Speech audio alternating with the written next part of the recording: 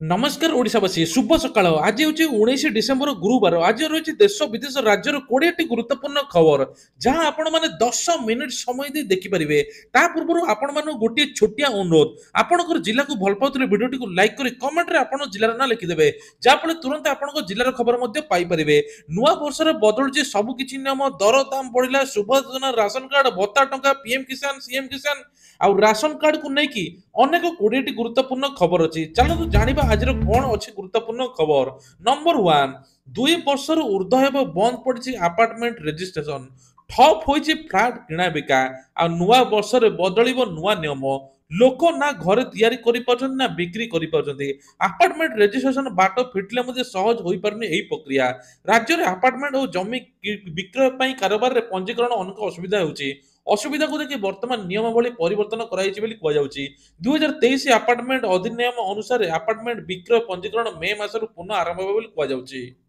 2 मासरे Ghraib आवास सर्वे बाद पड़ेनि योग्य हिताधिकारी तेबे ए ग्रामांचल सर्वे आरंभ होईची आवास योजना समस्त को मिल योग्य हिताधिकारी को बाछि बाछि सरकार देवे आवास आवास पाइबार क्या बाद पड़ो ना व्यवस्था लोकों पाखरे पहुंचाइबा आवश्यकता अच्छी बोली कहते पंचायत राज मंत्री रवि नारायण नायक विभाग ट्रेनर माने गाँ गाँ रे लोकों को डाकी सचेतनता करुछंती जो माने वंचित अछंती गरीब अछंती सेमाने को मध्य शामिल कराउची तेबे समस्त आवास योजना आवास घर पाइबा निहाती योग्य बोली कुहा जाउची आउ काहार ना आवास तालिकार कटा जीव नाही अयोग्य हिताधिकारी ना पूर्वर कटा जाइची जो मानकर जमी थाई मध्ये जो माने हड़प करिसथि तांको ऊपर दृढ़ कार्यानुष्ठान निया जाउ बोली कुहा जाउची ता सहित आउ गोटे बड़ खबर एणिकी बाइक फ्रिज किंबा लैंडफॉल थिले भी मिलिबो आवास भुवनेश्वर स्वास्थ्य मंत्रालय टीम राज्य में लागू हेब आयुष्मान भारत योजना खूब शीघ्र आयुष्मान भारत योजना लागू होगा कार्यकारी करछंती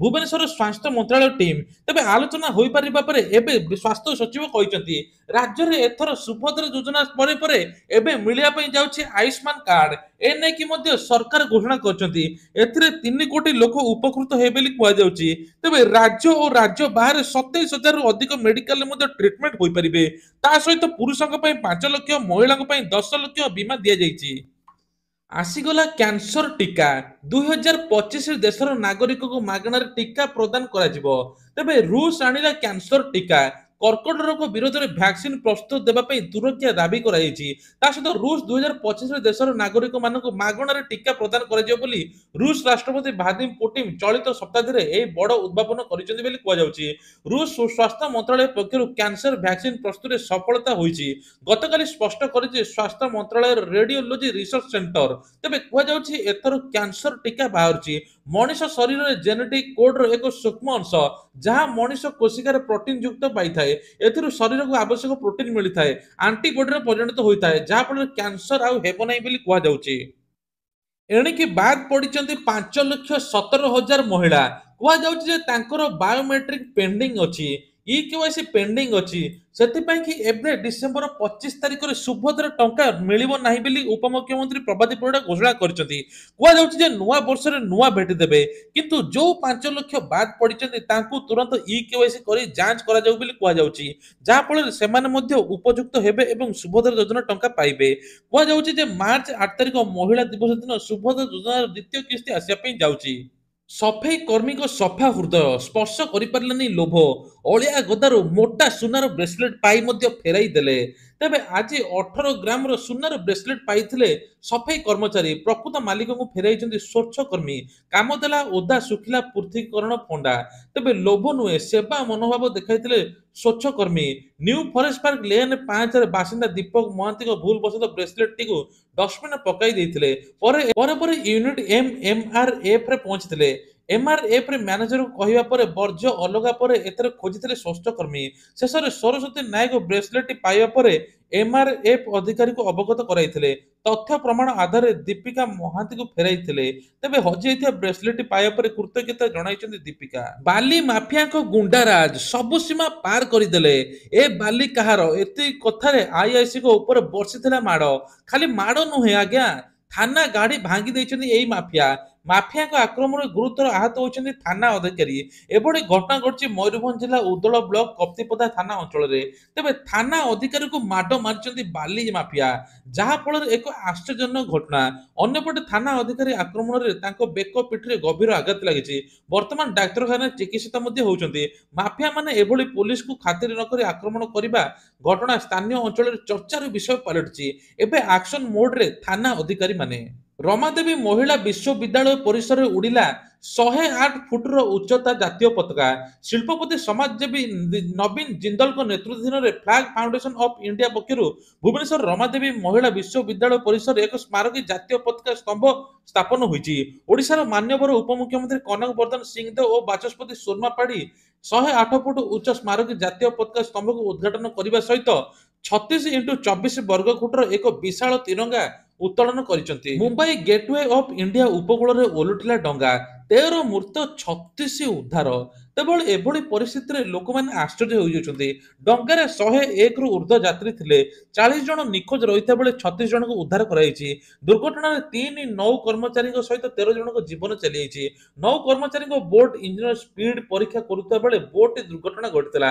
ଖବର ମୁତାବକ Mumbai gateway India of India ଏଲିଜାଣ୍ଟର ଆଇଲ୍ୟାଣ୍ଡ ଯାଉଥିବା ଯାତ୍ରୀ ଡଙ୍ଗା ନୌ କର୍ମଚାରୀଙ୍କ ବୋଟ ଦୁର୍ଘଟଣା ଘଟି ପାଣିରେ ଓଲଟି ପଡ଼ିଥିଲା। ଆଉ ଡଙ୍ଗାଟି ଓଲଟି ପଡ଼ିବାର ଯାତ୍ରୀମାନେ ବୁଡ଼ି ଯାଇଥିଲେ।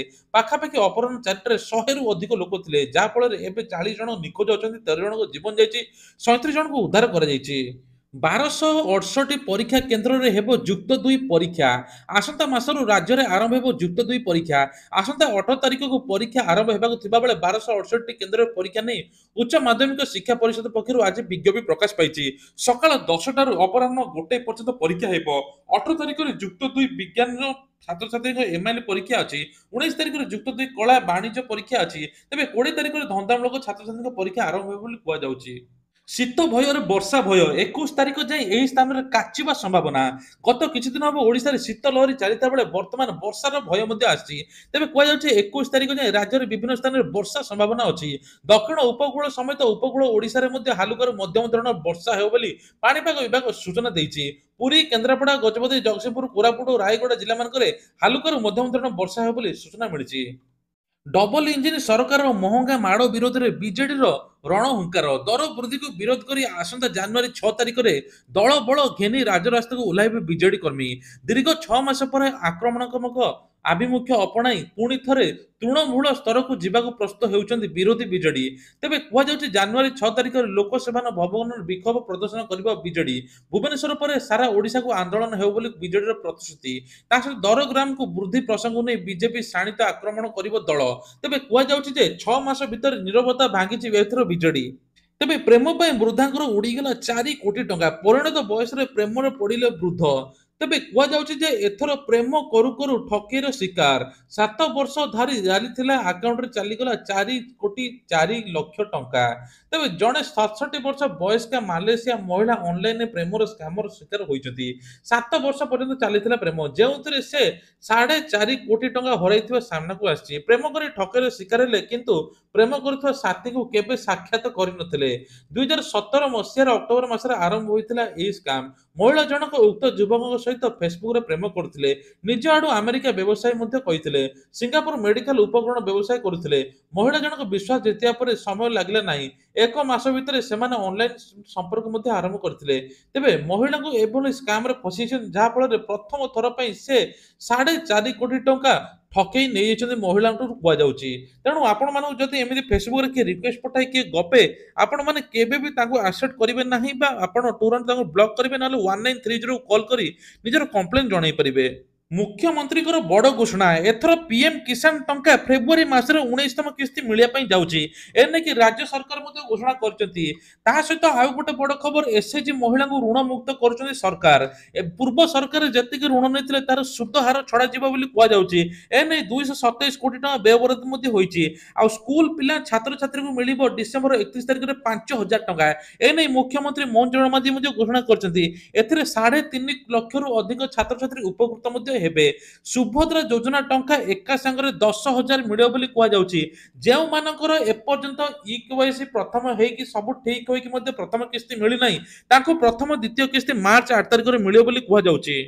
ଇ ଶ୍ରମ कार्ड को लेकिन मध्य बड़ अपडेट जार इ श्रम कार्ड अच्छी पंजीकरण अच्छी तुरंत राशन कार्ड दिज्व बोली सरकार तेज नुआ राशन कार्ड एवं बंटन चलती जो मैंने 2023-2024 जनवरी पर्यंत अप्लाई करते राशन कार्ड बंटन चली सहित जो मैंने एपर्यंत इ केवाईसी कर तुरंत इ केवाईसी कर दिंतु जहाँफल आप मेम्बर अच्छा चेक कर दिंतु आ राशन कार्ड रे एथर चाउल सहित गहम मिलने जाऊँगी बाहर राज्य मान राशन कार्ड रे अन्य 9टी प्रकार जिनस मिलूँ जहाँ विधानसभा उठा तेल डाली लुण मिलूँ किंतु एबे राशन कार्ड रे गहम सहित किरोसिनी मिलियो बोली कहुযাଉଛି नुआ वर्षर रेल यात्री को लगे बड़ झटका कारण जनवरी पहलू महंगा हेब रेल भड़ा तेज शीत ताप नियंत्रण श्रेणी लोक भड़ार बढ़ तेज रेल उपर गठित संसदीय स्टैंडिंग कमिटी प्रस्ताव देछि अपरपक्षे साधारण श्रेणी यात्री भड़ार कौन वृद्धि हेब ना कहुযাଉଛି अर्थात श्रेणी भड़ा अपरिवर्तित रहिबो यात्री श्रेणी वृद्धि पाउଥିବା क्षति ह्रास करने उपरोक्त पदक्षेप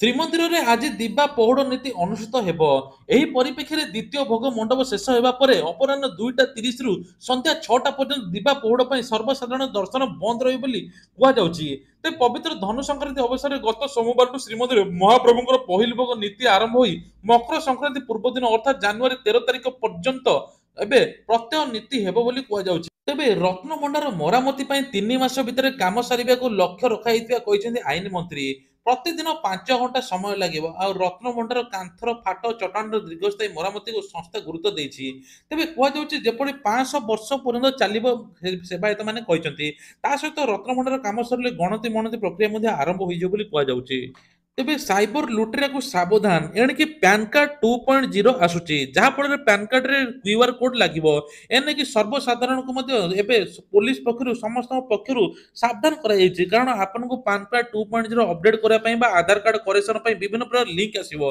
तेणु नुआ वर्ष रे मध्य लिंक आसीबो से लिंक को क्लिक करबे नै जति विभिन्न प्रकार लिंक आसी आपन को फोन आसी आपन तुरंत 1930 कॉल करी कंप्लेन मध्य करि पारंती कारण देश रे कोटी कोटी लोकंकर ठकेई हेलानी एही साइबर लुटेरा माने ठकी नै जाउछंती ता सहित मध्य आ गोटे बड़ खबर जदि आपनकर आधार कार्ड 10 वर्ष होई जाय एपर्यंत अपडेट करनाती जनवरी 14 रही शेष तारीख मागणा रे आपण माने आधार कार्ड करेक्शन करि परिबे तुरंत आपण आधार कार्ड अपडेट करि दियंतु आपण फेस आपण बायोमेट्रिक एवं आपण फिंगरप्रिंट सब किछि अपडेट केवाईसी करि दियंतु जहा फल आपण आधार कार्ड चलिबो तबे जहा को 10 वर्ष होइथिबो जदि 10 वर्ष पर 20 वर्ष होई गेला तार फेस एवं फिंगरप्रिंट चेंज होइताय तुरंत आपण माने अपडेट करि नियंतु बोली सरकार तरफ मध्य कुआ जाउची ता सहित मध्य आ गोटे इंपोर्टेंट खबर महिला को सशक्ति करिया पई मिशन शक्तिर नुआ नुआ पदक्षेप तेबे एथर महिला माने सिलाई शिखिबा द्वारा 500 टका प्रतिदिन पाइबे तालीम नेबा सहित प्रतिदिन 500 टका पाइबे मासको 15,000 टका मिलिबो सरकार तरफ ता सहित तालीम हेबा परे आपण लक्ष रु 2 लाख पर्यंत ऋण नै निजे उद्योगपति होई परिबे मेसिन पके सिलाई मध्ये सिखै परिबे तेणु ये थिला सरकारଙ୍କର गोटे बड़ प्लान एवं महिला को गुरुत्व दउचंदी सरकार तेबे भत्ता टंका को लेकिन आसला बड़ अपडेट एवं जाजपुर 894 जन भत्ता केलेंकारी बाहरी जो माने युवक से निजर बार्धक्य एवं जालियाती सर्टिफिकेट देखिए भत्ता केलेंकारी भत्ता टंका लुटुले एने कि सरकार तरफ बड़ घोषणा तदंत हो जनवरी मसरे भत्ता टंका 3,500 मिलने जाऊँगी सरकार प्रतिश्रुति मुताबक सबकि कर भत्ता टंका रही तेज जो कहुच्छी 80 वर्ष उपरकू समस्त को 3,500 टंका सरकार भत्ता देवे तेज ये आज देश विदेश राज्यर गुरुत्वपूर्ण खबर यही खबर प्रत्येक दिन सकाळे और संध्यारे पाइबा हेले चैनल को सब्सक्राइब करने भूलिए नहीं। जय जगन्नाथ।